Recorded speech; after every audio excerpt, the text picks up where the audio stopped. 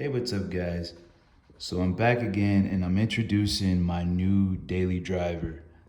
This is my 2020 Veloster N from Hyundai, or however you say the name of that brand.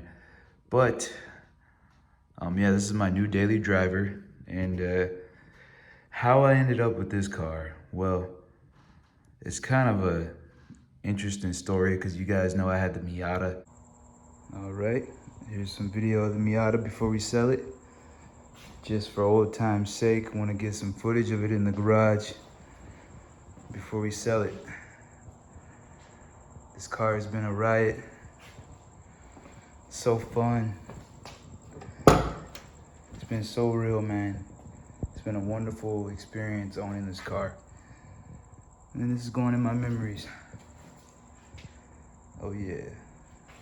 So basically, 2 years ago, 2023, like right at the beginning of 2023, so about maybe, I don't know, a good year, almost 2 years ago, I saw advertisements for a Toyota GR Corolla.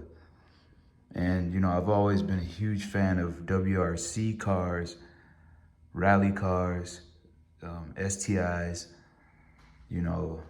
Ford Escort, Evo, Lancer Evolution.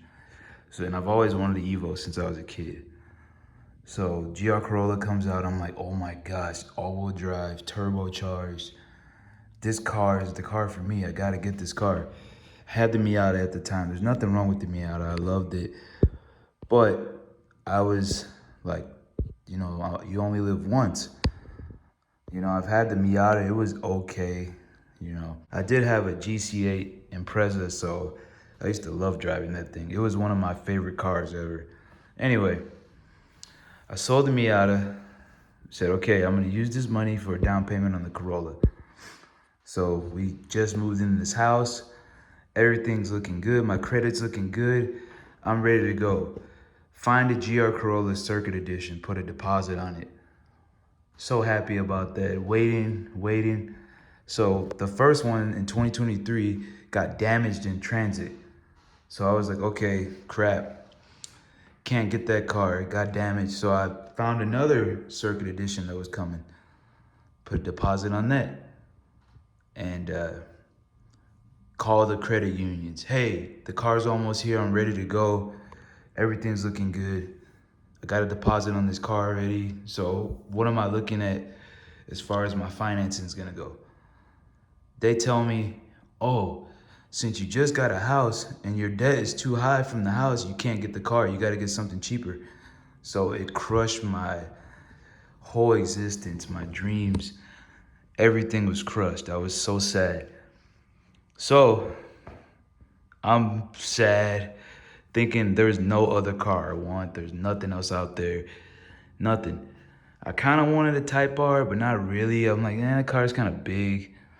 I like smaller style vehicles because I usually just drive by myself. It's just me. My wife has her SUV. I have the hard body. So I'm like, I don't want nothing that's too big. So one night, I'm just sitting there and I'm like, man, there's nothing else out there. So I'm on my phone at night, about to go to sleep, and I refresh my phone, and an ad for this dealer comes out, and it shows this car.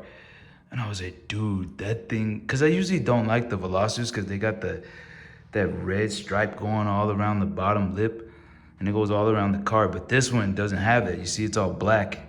And I'll show you what I mean. This area right here in particular, it has a red glossy line going all the way around the body. And that always looked ugly to me on the Veloster end, because I did know about these cars anyway. But so I see this car and it's the price, $22,000. And I'm like, no way. I click on the ad, only has 30,000 miles. So I'm like, man, I've never had a Veloster in. So I'm looking up Veloster, and the first thing I see is a sports hatchback with WRC influence. And as soon as I saw WRC influence, I said, you know what? This car has to be good. So I look at the car, I look at the specs, details, and it says this one has the performance pack. Turbocharged with a front LSD, 275 horsepower, good brakes, good tires, good everything, and it's adjustable suspension, adjustable engine. So I said, okay, well, let's go test drive it. Got to the dealer, test drove it, and it checked out, man. It reminded me of my old Honda Civic hatchback. I had an EF hatch, a 91 back in the day, and that car was so fun. But then the pops and bangs and the way the back of it looks, I'll show you in a second, it got me. I said, this car looks great. It's small, it's lightweight. Like, how much different is this gonna be compared to the Corolla in the real world? And it's $30,000 cheaper than the Corolla. It was just a no-brainer. So I came home with this, I got approved immediately, no hassle, nothing. Still kind of bummed about the Corolla, but I know after I'm done paying this off, I can have the Corolla in this, and that's an even better deal. So that's where we're at. So let me show you guys around the car. All right, guys, so looking around the car, there's some nice aero going on. I love the body lines. You see the hood kind of has like a little bulge. It's noticeable, but not like too crazy. And then around the fenders here, there's some arching going on there. It's like so subtle, but at the same time, if you stare at it long enough, you pick up on it. Obviously the front has, you know, massive grille and like some stuff going on there at the bottom. Pretty cool. But I like this. There's a vent right there. Gets all the air out. And then I don't know who, but somebody put some rally armor mud flaps on this thing. So you got the mud flaps with the Cooper Cobra tires, which is the tires I just put on the hard body, which is ironic that they put Cooper Cobras on here all seasons. So I'm super hyped about that. But yeah, you got this nice side skirt. It sticks out too, as you can see. That's what I said, this car has just some rally inspiration going on. You know, nice body lines here. And you can see this is the 3-door. It's a 3-door car because on the other side it's completely 2-door. But I like the shark fin antenna. Hate antennas with the freaking stick. Headlight, you can see the name of the car.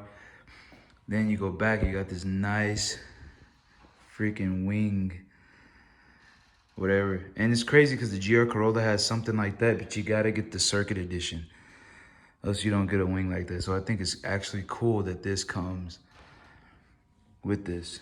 And it has a nice brake light right there, super bright. Crazy tail light too.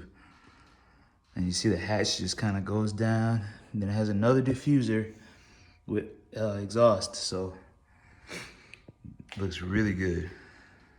Love how it looks. And I'm usually not a big tint guy, but this red looks so much better with tint. Imagine this with no tint. Oops. Imagine this with no tint. It wouldn't look right. It looks good with the tint. Everything just flows and looks super good. All right, so you go around here and you see it's a straight up 2-door. It's a coupe, so that's interesting. Very interesting. Yeah, guys, but pretty happy with this being a daily. I don't mind front wheel drive. It's actually a little more comfortable because you got all the weight in the front. So going over bumps and stuff like that. Right, let's check out the interior. Now the interior is like kind of the soft spot.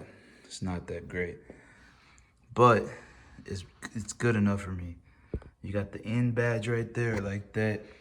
Side skirt sticking out, really cool.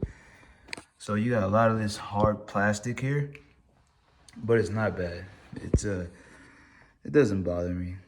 It really doesn't. It's easy to clean, easy to wipe off. Simple interior. It is for a driver, you know? For the road. Nice WeatherTech mats, by the way. Nice pedals. Super comfy seat. The bolstering on this thing is super nice, super comfortable. I wish they were heated, but that's like my only gripe. The manual transmission is so easy to drive too. It literally does, like, every manual transmission I've ever driven, on long trips I get a little bit of leg fatigue, but the clutch is so light. The shifter's so easy, it does not give you any fatigue. You got back seats here. Oh, let me go around. Go around the back seats.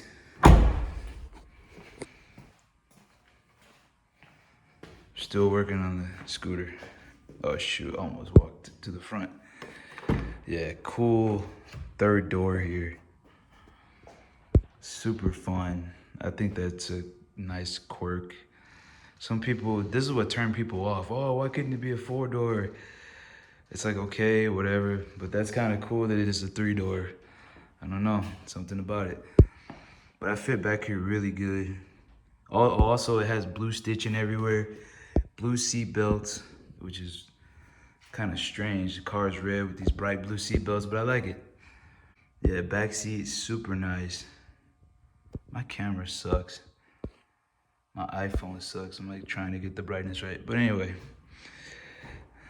yeah, man, that's it. This is the new daily.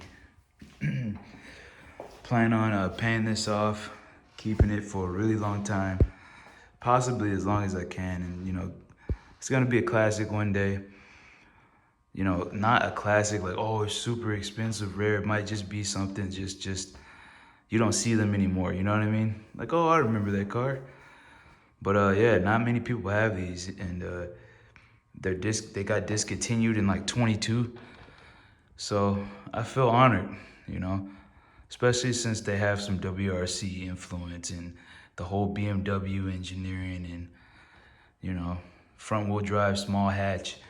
You know, it reminds me of the CRXs, the EF hatches and stuff like that. So, you know, those cars, people who have those, everybody's like, dude, I'll buy it from you, I'll buy it from you, you know, and everybody's a fan of those, you know, it doesn't matter how cheap they were made.